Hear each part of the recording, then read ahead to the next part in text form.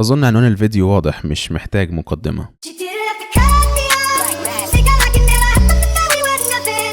I don't even need your love, but you treat me like a stranger and I feel so up. No, you didn't have to stoop so low. How did friends collect your records and then change? مؤخرا نتفليكس أعلنت عن مسلسل جديد بعنوان كالايدوسكوب، واللي مخطط إن يتم إصداره في 2023 وهيكون مكون من 8 حلقات. حسب ما تم الإعلان عنه، المسلسل ده فيه حاجة مميزة، أنت تقدر تشوف حلقاته بالترتيب اللي أنت عايزه. يعني ممكن تبدأ بالتانية وبعدين الخامسة وبعدين التالتة وبعدين التامنة، وأيا كان الترتيب اللي هتشوف بيه الحلقات هتلاقي قصة واضحة ومفهومة ومنطقية، وحسب الترتيب اللي هتشوف بيه الحلقات هتكون نظرة مختلفة عن الشخصيات والأحداث. الاستغراب اللي انت حاسس بيه دلوقتي ده هو اكبر دليل على اهمية التسلسل الزمني في كتابة وتقديم اي قصة. كلنا واحنا بنتفرج على اي حاجة دايما بنسأل نفسنا، هو الاحداث دي امتى؟ في الحاضر ولا الماضي ولا المستقبل؟ المشهد ده قبل ولا بعد المشهد التاني؟ ومن غير ما نقدر نكون تسلسل زمني واضح للاحداث، القصة بتكون ملخبطة في دماغنا بشكل بيخلينا صعب جدا نستمتع بيها. المصطلح الادبي اللي بيوصف التسلسل الزمني هو كرونولوجي. الكلمة عبارة عن دمج بين كلمتين من الإغريقية القديمة، وهما كرونوس يعني زمن ولوجيا يعني دراسة، والاتنين على بعض بيدوا معنى دراسة التسلسل الزمني. في الأوساط الأدبية والفنية مصطلح كرونولوجي بيستخدم في وصف الترتيب الزمني لأحداث قصة أو الترتيب الزمني لإصدارات مختلفة من نفس السلسلة. علشان كده هتلاقي ناس كتير بتتكلم عن الريليس اوردر مقابل الكرونولوجيكال اوردر. الريليس اوردر هو تاريخ الإصدار، يعني الوقت اللي صدر فيه فيلم أو مسلسل أو لعبة. الكرونولوجيكال اوردر على الجانب الاخر هو الترتيب الزمني للاحداث اللي بتدور في القصه. والترتيب الزمني وترتيب الاصدار مش بالضروره اطلاقا يكونوا زي بعض. ساعات ممكن ينزل فيلم السنه دي والجزء الثاني من الفيلم يصدر السنه اللي بعدها، لكن احداث الجزء الثاني بتقع قبل احداث الجزء الاول. طبعا انت كمشاهد لازم تبقى عارف كويس ايه ترتيب الاحداث اللي بتتفرج عليها، والا القصه كلها هتتلخبط في دماغك. علشان كده اصبح بيتم استخدام مصطلحات لوصف الكرونولوجيكال اوردر او الترتيب الزمني للإصدارات الفنية. المصطلحات دول أهمهم هم سيكوال وبريكوال وانتركوال والسايدكوال، بالإضافة لبعض المصطلحات التانية. في الفيديو ده هنعرف بالظبط معنى كل واحد من دول مع إعطاء أمثلة من أعمال مشهورة. وأول مصطلح هنتناوله هو السيكوال.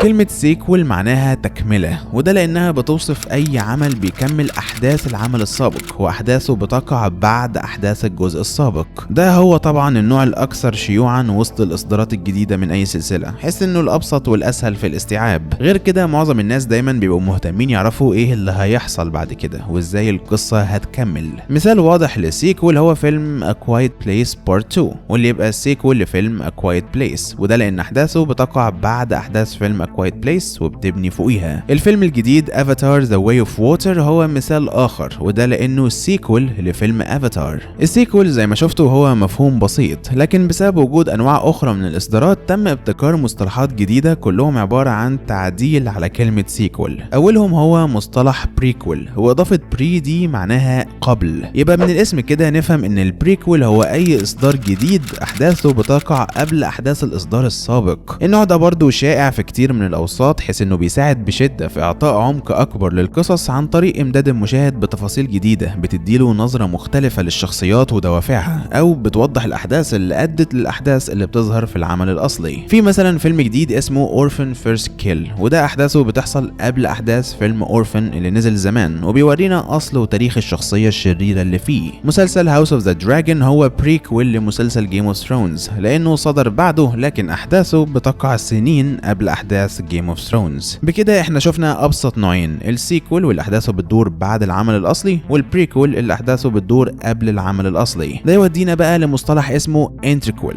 وإضافة انتر هنا معناها ما بين. يعني الانتركوال هو أي إصدار جديد أحداثه بتقع زمنيا بين إصدارين سابقين. في سلسلة ألعاب مشهورة بتقدم مثال واضح، وهي سلسلة بوردرلاندز. أول جزء من السلسلة دي كان عنوانه ببساطة بوردرلاندز، وبعديها نزل منه جزء تاني اسمه بوردرلاندز 2، وكان عبارة عن سيكول لأحداث بوردرلاندز 1. لكن بعد 2 نزل جزء جديد اسمه بوردرلاندز ذا بري سيكول، أحداثه بتقع بعد أحداث بوردرلاندز 1 لكن قبل أحداث بوردرلاندز احداث 2. الجزء ده بقى يتقال عليه انتركول لان احداثه بتقع بين 1 و 2. كلمة بري سيكول اللي في العنوان مقصود انها تبقى نكتة، ولكنها في الحقيقة وصف ممتاز لمفهوم الانتركول. هو بالفعل السيكول وبريكول في نفس الوقت، سيكول للجزء الاول لكن بريكول للجزء الثاني. الكام مصطلح الجايين بقى محتاجين تركيز لانهم بيوصفوا حاجات شبه بعض شوية. المصطلحات دول هم سايدكول، كوكويل وميدكول. الثلاثة بينهم بعض الاختلافات البسيطة ولكن كلهم بيوصفوا نفس الحاجة، بيوصفوا اصدار احداثه بتقع زمنيا بشكل متوازي مع احداث اصدار سابق.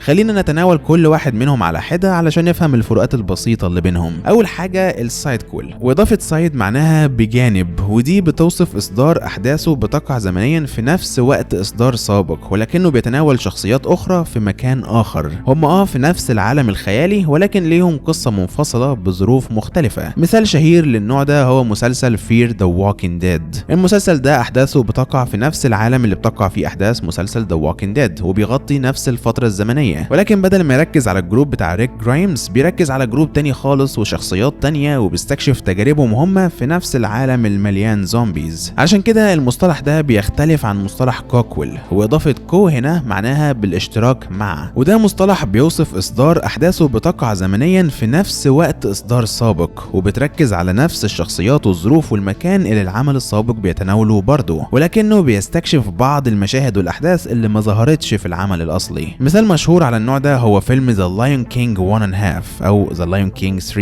وده كانت بتدور احداثه في نفس الوقت اللي بتدور فيه احداث The Lion King، لكن بدل ما يركز على سيمبا كشخصية رئيسية كان بيركز على تيمون وبومبا وبيورينا كانوا بيعملوا ايه لما الكاميرا ما كانتش جاية عليهم في احداث الفيلم الاصلي. It's not a sequel anyway. Yeah, more like a behind the sequel. A what, a whoquel? Oh, you know, an in-between quill. تالت مصطلح بقى هو ميدكول، واضافة ميد هنا معناها الوسط، وده بيوصف اي اصدار احداثه بتقع اثناء احداث الاصدار الاصلي. يعني على عكس الكوكول اللي بيبقى موازي للعمل الاصلي من بدايته لنهايته، الميدكول بيكون موازي لجزء من العمل الاصلي. مثال حلو لده هو فيلم الكامينو اللي بيكمل قصة مسلسل بريكنج باد. هو الكامينو يعتبر سيكول حيث انه بيوريك حصل ايه لبعض الشخصيات بعد نهاية بريكنج باد، ولكن جزء كبير من الفيلم ده كان عبارة عن فلاش باكس احداثها كانت بتحصل اثناء احداث اخر حلقتين من بريكنج باد، مما بيخليه عبارة عن ميدكول وسيكول في نفس الوقت. في الحقيقة بريكنج باد واصداراته بيشكلوا مثال ممتاز لموضوع الفيديو ده. يعني مثلا مسلسل بيتر كول سول بسبب ان مشاهده بتتنقل بين كذا فترة زمنية هو في الحقيقة سيكول وبريكول وميدكول لبريكنج باد. هو سيكول لانه بيورينا حصل ايه لشخصية سول جودمان بعد نهاية بريكنج باد، وبريكول لانه بيورينا تاريخ شخصية سول جودمان قبل احداث بريكنج باد، وميدكول لان في مشاهد كتير منه كانت بتقع في نفس وقت احداث بريكنج باد. بكده احنا خلصنا كل المصطلحات اللي ممكن تستخدم لوصف الكرونولوجي او الترتيب الزمني لسلسلة من الاصدارات الفنية. ممكن حد يسأل طب اصدارات عالم مارفل السينمائي مثلا تتوصف ازاي؟ ده كده كلهم سيكول لبعض وبريكول لبعض وسايدكول لبعض. في الحقيقة لما بيكون في فرانشايز ضخم زي عالم مارفل السينمائي بنركز على ستوري لاينز او مسارات قصصية معينة جوه الفرانشايز ده. يعني مثلا بلاك بانثر واكاندا فوريفر هو السيكول لبلاك بانثر وافنجرز اند جيم، وده لانه بيكمل القصص والاحداث اللي شفناها في الفيلمين دول وبيبني عليهم هم بالذات. مش منطقي نقول انه سيكول لكل افلام عالم مارفل السينمائي اللي جات قبله، وده لانه بالرغم من انه بالفعل احداثه بتقع بعديهم الا انه مش بيكمل قصتهم بشكل مباشر. قبل ما انهي الفيديو حابب انوه عن مصطلح تاني قد يكون ليه علاقة بالموضوع ده وهو السبين اوف. السبين اوف هو اصدار مشتق من اصدار اصلي بيقع في نفس العالم بتاعه ولكن بيركز على جوانب مختلفة من القصة. طبعا السبين اوف ممكن يكون سيكول او بريكول او سايدكول او اي حاجة من الحاجات اللي ذكرتها. انا عامل فيديو كامل على القناة عن مصطلح السبين اوف مع اعطاء امثلة كتير عليه، هتلاقوا الرابط بتاعه في وصف الفيديو. ولو عجبكم الفيديو ده ما تنسوش لايك وسبسكرايب، ويا ريت تدوسوا على زرار الجرس عشان يوصل لكم اي فيديو جديد، واشوفكم الفيديو الجاي.